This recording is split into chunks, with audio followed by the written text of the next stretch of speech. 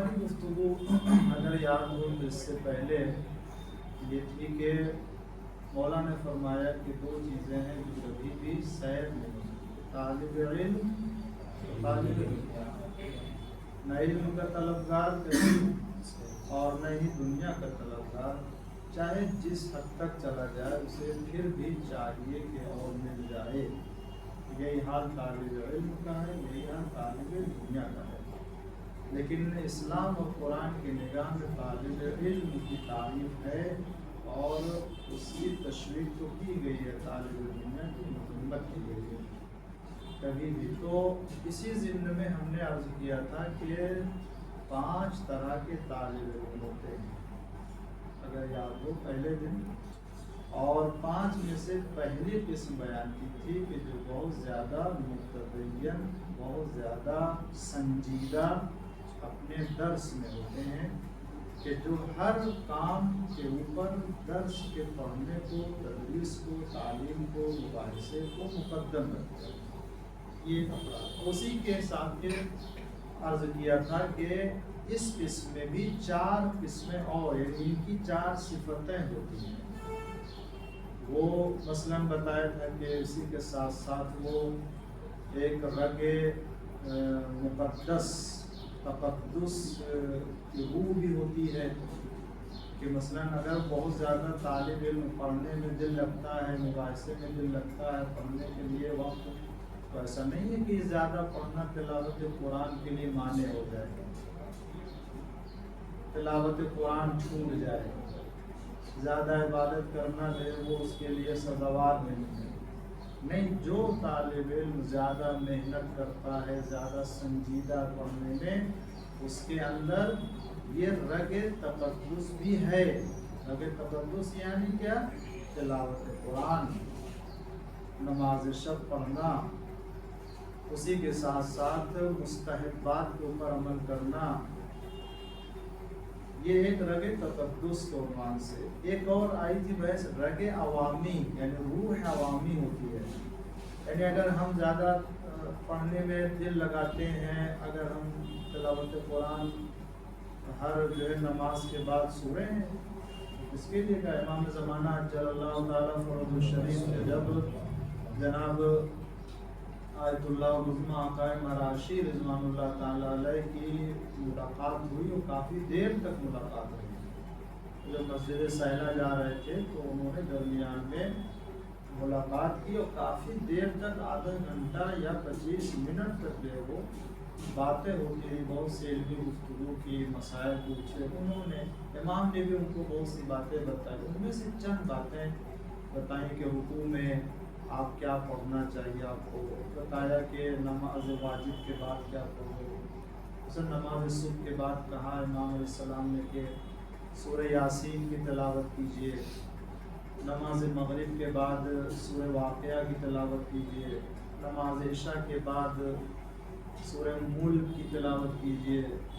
नमाज ज़ोहर के बाद सूरह नूह या नबा की तिलावत कीजिए,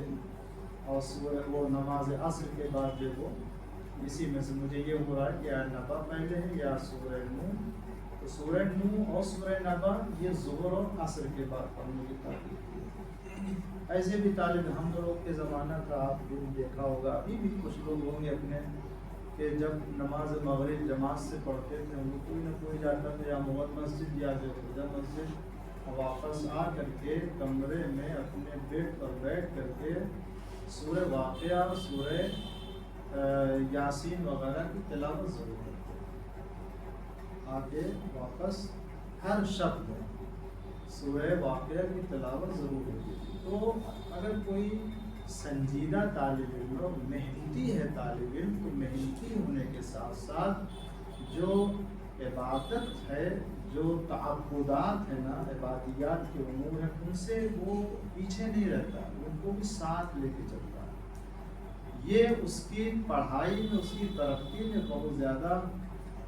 सबब बनता है, मुआविन है कि इंसान जो वो आगे बढ़ता है। रगे अवामी जैसे बताया, रगे अवामी का मतलब है कि एक ऐसी रूह इसके अंदर तालिब इल्म में होती है कि वो लोगों की खिदमत करने और लोगों की तरह से मुक़द्दसात को अंजाम देने में शर्म महसूस नहीं करता है। अगर तालिब इल्म है, आलिम है, तो हर आलिम और हर तालिब इल्म के अंदर एक तक़द्दुस अवामी यानी रूह अवामी पाई जाए। मसलन मिसाल देता हूँ कि आप यहाँ हैं बम्बई में, तो अगर आपने देखा होगा कि जब खुरासान जाते हैं या हज़रत अब्बास अलैहिस्सलाम के दरगाह पे, तो बहुत से लोग आते हैं तो सामने खड़े होकर के सर झुकाते हैं, सीने पर हाथ रखते हैं, और जब वारिद होते हैं अंदर तो दरवाजे को बोसा देते हैं। हत्ता बाद लोगों को देखा होगा कि दीवार को भी जो है वो हाथ से मस करते हुए जरी तक जाते हैं, जो रखी हुई है जरी वहाँ तक। तो अगर हम तालिब इल्म हैं और अल्लाह ने हमको उससे ज़्यादा उनसे ज़्यादा मार्फत दी है, तो तालिब इल्म या आलिम होकर के हम इस अमल को नाचीज़ नहीं समझ सकते। हमें भी वो अमल करने में किसी तरह की हया और शर्म महसूस नहीं होनी चाहिए कि अगर हम ये अमल करेंगे तो हमारे अंदर एहतराम का जज्बा, तक़द्दुस, जो रूहानियत, क्योंकि हम वहाँ पर जरी पर भी अगर जा कर के उसके जरी को अगर बोसा देते हैं तो बोसा जरी का थोड़ी ना है, चांदी या पीतल या लोहा जो भी है, हम उसको तो बोसा समझ के नहीं दे रहे हैं, हम तो निस्बत के एतबार से बोसा दे रहे हैं ना। तो उसी एतबार से ये दीवार भी, ये दरवाज़ा भी, जो लोग जाके एहतराम में अगर वो अपनी पेशानी को भी झुका देते हैं एहतराम और ताज़ीम में, तो एक तालिब इल्म भी अगर इस तरह का अमल अंजाम देता है तो ये कोई ऐसे नाचीज़ हरकत या एक नामुनासिब अमल नहीं कहा जाएगा, बल्कि एक तालिब इल्म या एक तालिम की शायान शान है। इसी तरह से और इसमें बताई थी कि रग तवस्सुल, रूह तवस्सुल, यानी तवस्सुल करना भी, अगर तालिब इल्म संजीदा है, तिलावत कुरान करता है, वक्त देता है और इसी तरीके से दीगर उमूर को जो मुक़द्दसात उनको अंजाम देता है, तो तवस्सुल यानी जब विलादत शहादत की तारीखें आती हैं तो मजालिस और महफिल में शिरकत भी करता है, उसमें शरीक होता है, न कि शरीक होता है बल्कि अगर उसमें हिस्सा ले सकता है, मातम करना, मजलिस पढ़ना, महफिल पढ़ना या एक तबरुक तकसीम करना, तबरुक में हिस्सा लेना, ये खुद एक तवस्सुल है। और इसी तरीके से दीगर वो तमाम दुआएं हैं कि जो मैंने मासूमीन अलैहिस्सलाम से जो तवस्सुल कर सकता है। तो ये चार किस्में पहली, यानी चार सिफतें पहले तालिब इल्म की किस्म बयान। आज दूसरी किस्म बयान कर रहे हैं। जो 5 तालिब इल्म की किस्में बताई थी ना, 5, उसमें से एक हो गई इनकी 4 सिफतें। दूसरी किस्म तालिब इल्म की ये है कि ये तालिब इल्म, इनके अंदर रूह तक़द्दुस तो है, रूह अवामी तो है, मगर जिस तरह से मेहनत और संजीदगी पहले वाले किस्म में है तालिब इल्म की, या जो इस्तेदाद पहले वाले तालिब इल्म में है, वो इस्तेदाद और सलाहियत दूसरे वाले तालिब इल्म में नहीं पाई जाती, उसके अंदर वो सलाहियत नहीं है। अलबत्ता मेहनत करता है, वो भी कोशिश करता है, दर्स पढ़ता है, मेहनत करता है, मुबाहिसा करता है, मगर इम्तिहान में वो नंबर नहीं आता है जो पहले वाले किस्म मेहनत करके लेके आते हैं। मगर दीगर तमाम सिफतें इनके अंदर है, रूह तक़द्दुस है, रगे अवामी है, तवस्सुल है, सब कुछ है, मगर क्या करें, अब वो इस्तेदाद नहीं है, मेहनत कर रहे हैं, ऐसा कर रहे हैं। तो ऐसे तालिब इल्म की अहमियत क्या है? क्या अगर वो ज़्यादा नहीं, फ़र्ज़ कर लीजिए आज की जो इस्तिलाह में है वो कि मुमताज़ नहीं आते हैं, क्लास में मुमताज़ नहीं है, तो अगर मुमताज़ नहीं है और इम्तियाजी नंबर नहीं हासिल करते, तो क्या इनकी कोई वक़ात या कोई अहमियत नहीं है? नहीं, इनकी भी बहुत अहमियत है। अल्लाह ताला अपने इस तरह के तालिब इल्म और आलिम दीन से अपने दीन का काम लेता है, चूँकि उसके अंदर वो इस्तेदाद नहीं है, मगर तक़द्दुस اور توسل کا جذبہ ہے اور یہ عمل چونکہ اس کے اندر ہے تو آگے چل کے مرجع تو نہیں بن سکتا ہے، آگے جا کے کوئی بہت بڑی کتاب کی تدریس کی صلاحیت تو نہیں ملے گی، مگر منبر پہ جانے کی صلاحیت اس کے پاس آ جاتی ہے، خطابت و ذاکری کی صلاحیت اس کے پاس ہوتی ہے، پیش نمازی کی صلاحیت اس کے پاس ہوتی ہے۔ تو کیا کرتا ہے یہ طالب علم؟ یہ اپنے اس علم کے ذریعے سے منبر پہ جا کے دین بیان کرتا ہے، پیش نماز ہو کر کے جب محراب پہ آتا ہے تو نماز کے بعد مومنین کو مسائل سے آشنا کرتا ہے، ان کو مسائل بیان، شرعی مسائل کو بیان کرنا یہ وہ اہم کام ہے جو شاید ہو سکتا ہے کسی موقع پر بڑا سے بڑا مرجع یہ کام نہیں کر پاتا ہے،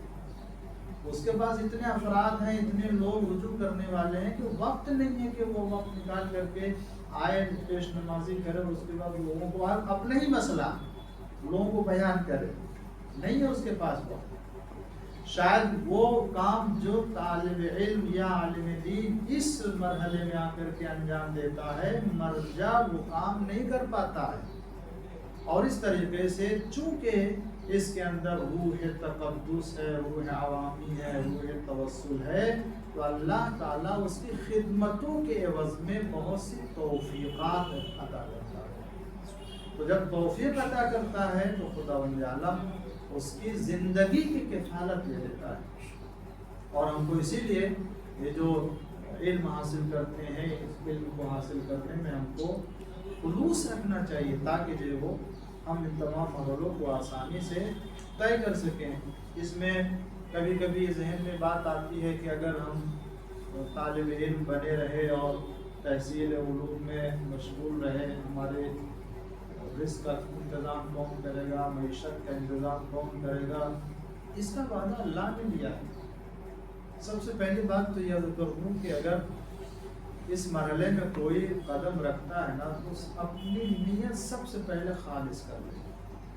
سب سے پہلے خالص۔ جس وقت صرف سادہ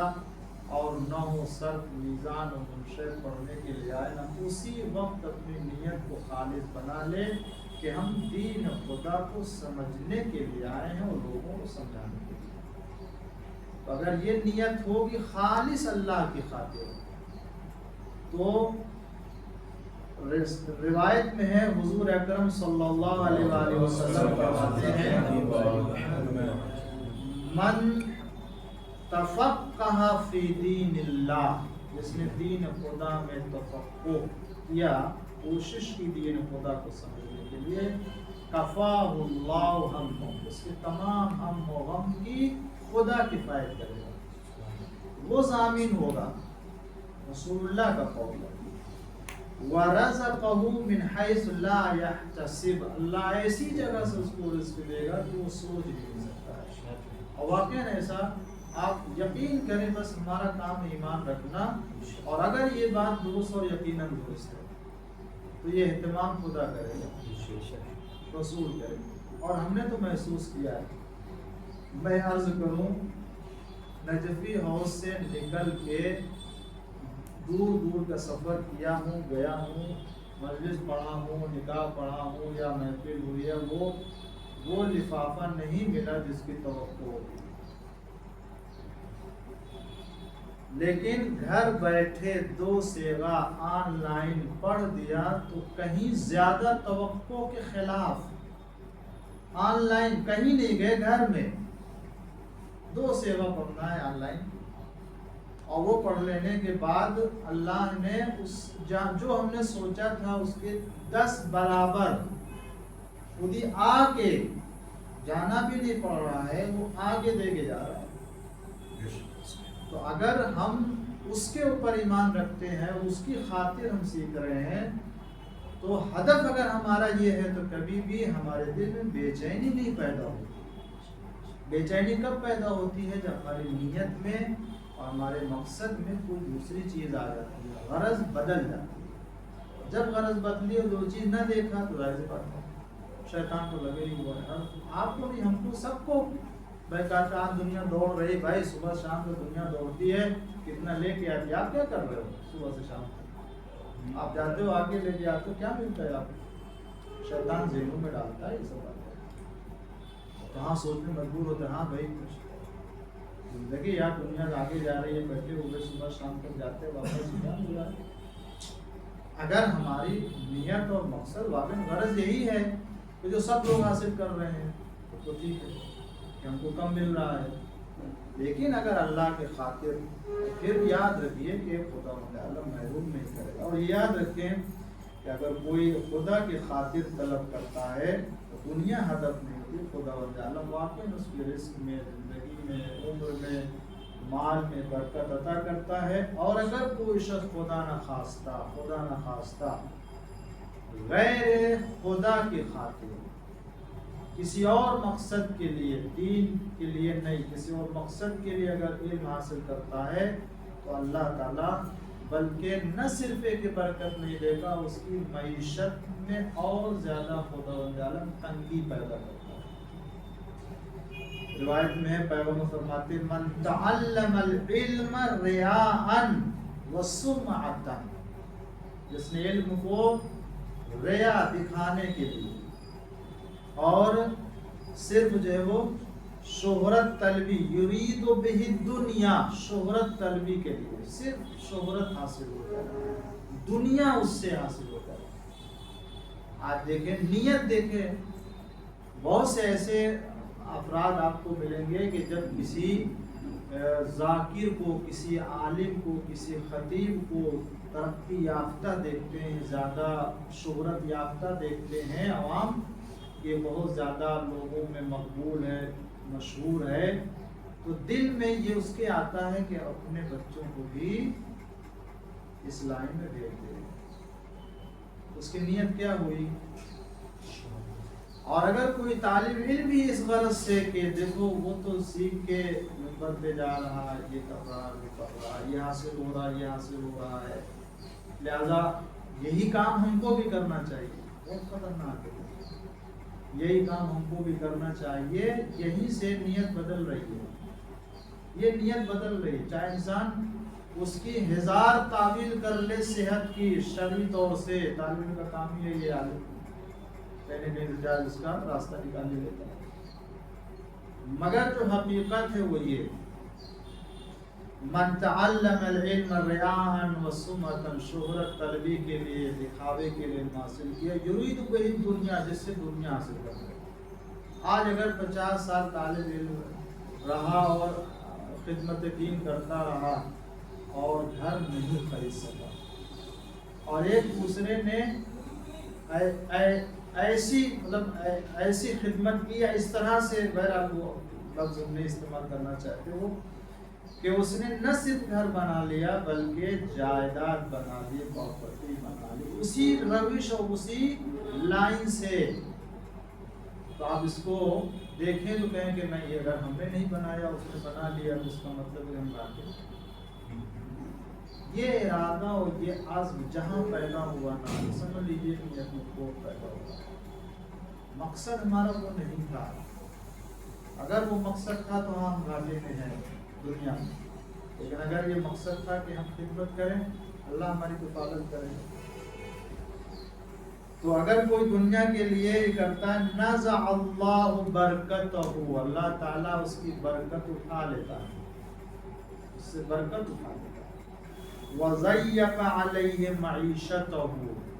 اس کی معیشت کو تنگ کر دیتا ہے۔ اب آپ بتائیں،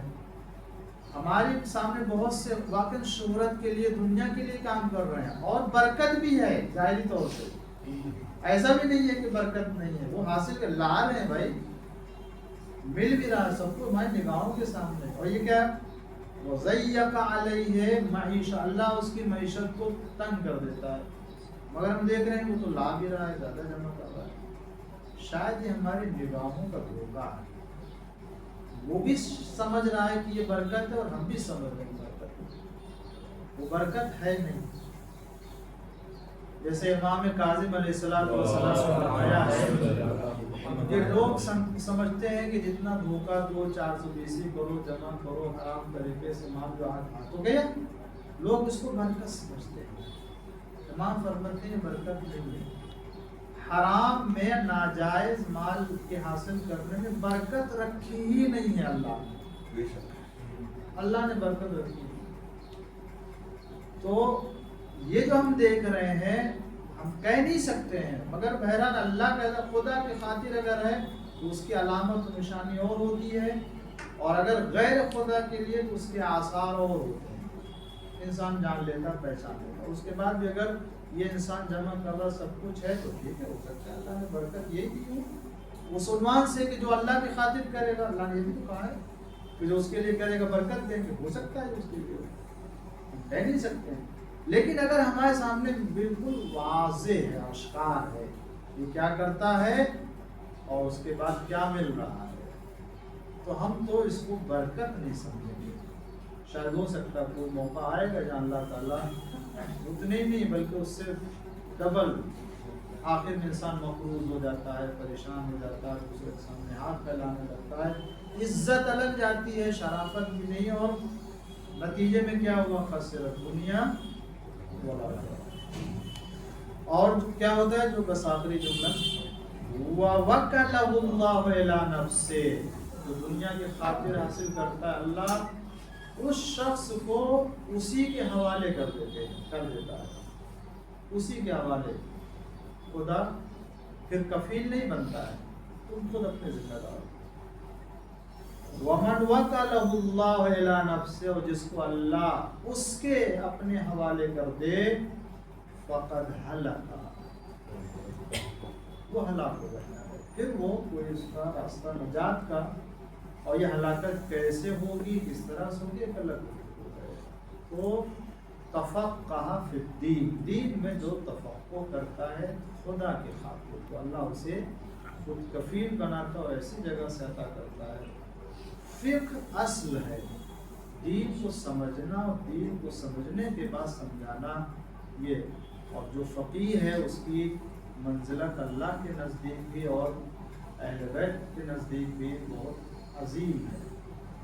اور شاید اسی لیے امام حسین علیہ السلام نے اپنے تمام ساتھیوں میں تمام صحابہ میں انصار میں اعوان میں اگر کسی کو